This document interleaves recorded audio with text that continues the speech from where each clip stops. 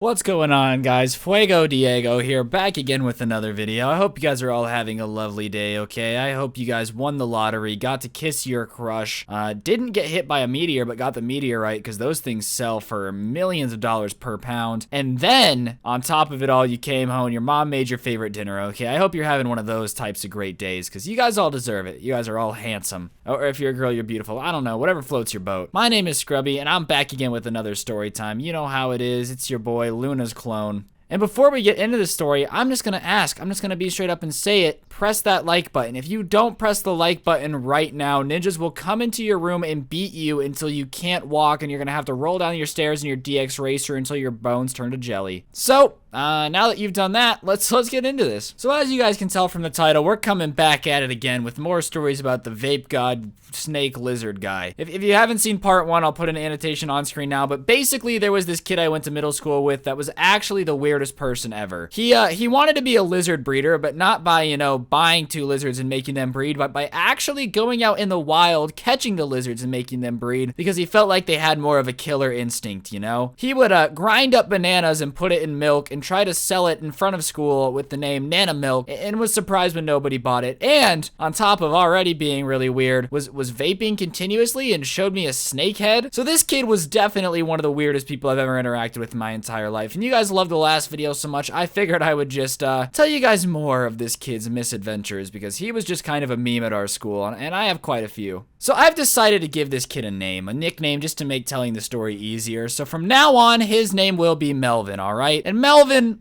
was a weird guy, and along with being an entrepreneur, he didn't have the best of luck with women, okay? Surprisingly, girls aren't fawning at the chance to date a guy who carries around a dead snake head in his backpack. Wild, I know, but if you guys are out there trying to pick up ladies, dead lizards is not the way to do it. In fact, it makes them run away from you. And Melvin really wanted to be a ladies' man, you know? He was lonely, I guess. I guess his hentai pillow really wasn't enough for him. And he was constantly trying to hit on girls. And by hit on girls, I mean, I really don't think he knew how to talk to people. Melvin was notorious for doing two things. First things first, he would go to every girl's social media, like literally every single one of their posts, and then comment something weird. Not like, oh, you're cute, or the thing where you like someone's picture and then they like one back and you do that for a few days. Like straight up just stalking them and commenting on posts that were a year old. Which, I mean, Melvin had balls of steel. I don't know about you, but I would never, ever comment on a post that's like a year old. That's just how you look like a crazy person. And then when the girls wouldn't respond, Melvin would go up to them the next day in person and be like, did you see my comment? And if they said yes, he would ask them for their phone number, but Melvin didn't have a cell phone. No. You see, Melvin would write down your phone number and then call you off his house phone. But when girls would talk to Melvin on his house phone, they would notice that someone was always listening, because Melvin's mom wouldn't let him talk on the phone without supervision. So just imagine trying to put the game on your crush, hey yo baby girl, what you wearing, only to hear Melvin's mother, who named her son Melvin, on the line like, your dinner's ready. So Melvin didn't have what we call game. But the best story with Melvin and girls comes from our 8th grade dance. You see, in 8th grade, they were like, oh, you don't bring a date to the 8th grade dance, but everybody basically brought a date, because that's just what you do. So everybody was trying to come up with a good way to ask people to the 8th grade dance, you know? And Melvin, being the lizard entrepreneur he is, decided that the best way to ask a 8th grade girl to the dance would be to, and this is not a joke, take his lizard's shed skin and write dance with it on a poster with glue and use it to ask the girl to the dance. And if that doesn't show you how absolutely clueless Melvin is about girls, then I don't know what will. So Melvin takes his sign with his dead lizard skin and walks up to this girl at lunch and shows it to her, and she just says no, and Melvin proceeds to start crying. Which, not gonna lie, rejection sucks, but I don't know what Melvin expected to happen here, okay? No girl has ever been like, ugh, my knight in shining armor is gonna pull up, whip out the snake skin, and hit me with it like a bad 50 Shades of Grey parody, okay? It's just never gonna happen. And that was just 8th grade. Melvin and I went to high school together as well, and somehow he got weirder in high school. You see, the year was around 2014, so the whole furry tail thing had been out of style for a while, but that didn't stop Melvin, okay? He shows up to freshman year rocking a rainbow tail on the back of his pants. And if you want to express yourself, do whatever, that's fine. I swear I just had a seizure. Express yourself is what I meant to say, that's fine. But Melvin had the need to constantly flex the fact that he had this tail. Bringing it up in conversation, swinging it around, like I swear the guy would shake his butt when he walked just so this tail would be swinging back and forth the entire time. And it was just a weird experience. So whatever, people start to mess with him with it because it's just funny to see this guy walking around school with a tail on in 2014. And instead of, you know, taking it on the chin or stopping to wail the tail, holy shit, am I having a seizure? I can't talk. So instead of taking it off, he decides to tell his mom. And his mom was one of these really, really Christian people that was like, bullying is Satan. So of course, Melvin himself in his rainbow tail get us an entire conference in the gymnasium, a whole presentation on why you shouldn't bully people who wear tails. Like, as if we're not gonna know exactly where this is coming from. Wow, really? In 2014, you're magically gonna give us a seminar on why not to bully people with tails when there's only one kid in the entire school wearing a tail? And Melvin wanted to play dumb. He's like, oh, I don't know why we're here. Yes, you do, Melvin. It was your mom. Playing dumb doesn't make it simpler. You're the reason that we're all here because you wanted to wear your tail and you couldn't take ridicule. Just take off the tail. Take off the tail, Melvin. Is it that difficult?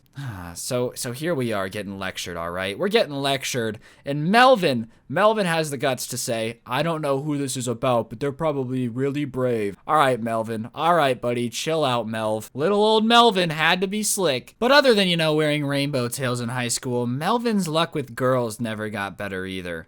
There's not a story for that. I just wanted you guys to know that this guy never got a girlfriend. Until his senior year. You see, ladies and gentlemen, there's a little something called senior freshman relationships, which are just weird. Something about a grown man basically dating a 14-year-old is just a little shady in my opinion. If you're down for it and like you actually have good intentions, that's fine, but usually they don't. And Melvin really didn't look like a kid, okay? He never shaved his beard. He was a neck beard. This neck beard was juicy, all right? Imagine Will Ferrell's Jufro. Will Ferrell's? Oh my gosh. Will Ferrell's Jufro, but on a guy's neck. That's what type of neck beard we're working with here, okay? He looks like the type of guy to my lady so hard with 7 fedoras on. So here Melvin is dating a freshman at the ripe old age of 18. She's a fresh 14. It's not a good look, and not to mention Melvin looks like a grown man. So a couple months into this relationship, the girl realizes that this is kind of a creepy scenario, and they break up. And Melvin didn't take the breakup well. You see, he came to school every day, just more disheveled than ever, okay? And it wasn't very good to begin with. And climaxed in him running into the girl's classroom and begging to get back with her during 3rd period English class and causing a soft lockdown because they thought he had become unhinged. Oh, Melvin. I'm not really sure what Melvin's up to these days. He doesn't have an Instagram. He doesn't follow me anywhere that I know of. But Melvin, if you are watching this, man, feel free to comment because I would love to have you on the channel and just talk about your life because you seem like it's pretty interesting. So after he caused the soft lockdown his senior year, he did get expelled because, you know, they can't really have a mentally unhinged person running around the school like a maniac like Romeo and Juliet, except, you know, Juliet, no, that's about right, because Romeo was an adult and Juliet was like 13. That story really sucked. I don't know why we learned that. Hey, kids, make sure to kill yourself if you, get in love with somebody who's like 6 years older than you that you've known for 2 days, secretly get married, and then try to fake your death and run away from your rich family. It's not really a good lesson. I don't know why they still teach it to us. Now, I do have a few more stories about Melvin, but I don't know if if you guys are interested. This is a pretty long video. It's nearing, what, the 9-minute mark now, just from the raw recording I have. So I don't really know how this is gonna end up, but yeah, I'm gonna end it with the cake of Melvin stories, alright? You might be thinking, what possibly gets better than dating a girl so much younger than you and then having a freak out and causing a soft lockdown in a school? And let me tell you folks, you see, Melvin also, before he left, wanted to do a senior prank, and he wanted to go hard, alright? That's what she said. So Melvin decided that the best way to do a senior prank was to do the old classic and try to lead a cow up the stadium bleachers into like the observer box. One problem, we live in Las Vegas and no one knew where to get a cow, especially somebody like Melvin. You see, Melvin was not the sharpest tool in the shed, as you can tell from the story. So Melvin decided that instead of getting a cow and leading it up there and the whole prank being you know, that they can't get it down. Instead, Melvin decided that the prank had nothing to do with the inconvenience and more of the fact that there was a giant chunk of meat in the press box, which makes no sense. That's not a funny prank, Melvin. I'm not really quite sure what you were going for. So Melvin decided to head on over to our local supermarket, which had a deli in it, and buy basically a cow's worth of meat, you know? Now, you might be thinking that must have cost a lot of money, and that's right. I'm not quite sure where he got the money, probably from his days and days of selling lizards, I guess. So Melvin buys basically a whole cow's worth of bloody raw meat and decides to go into the press box and just drop it. One problem. In Las Vegas, it's about 100 degrees until the end of August, and he did this right at the start of our senior year. So imagine basically a cow's worth of meat just sitting in a press box in 100-degree weather for about 3 days before anybody noticed. And by the time they did notice and opened it, it had smelled so bad and the maggots had infested the meat so much that they had to call in a biological unit to dispose of it. Real good senior prank, Melvin.